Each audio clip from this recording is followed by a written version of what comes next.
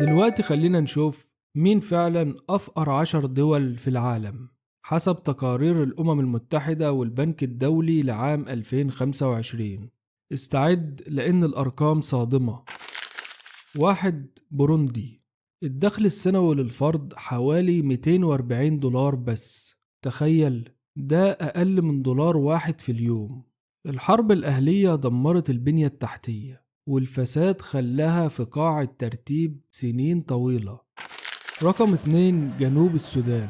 بلد غني بالنفط، لكن الحرب والفساد خلوه من أفقر الدول.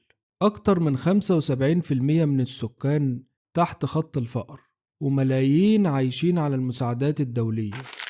3. ملاوي. بلد زراعي بسيط، لكن بيواجه جفاف مستمر ونقص في الخدمات الصحية والتعليم. التعليم هناك رفاهية، مش حق ليهم.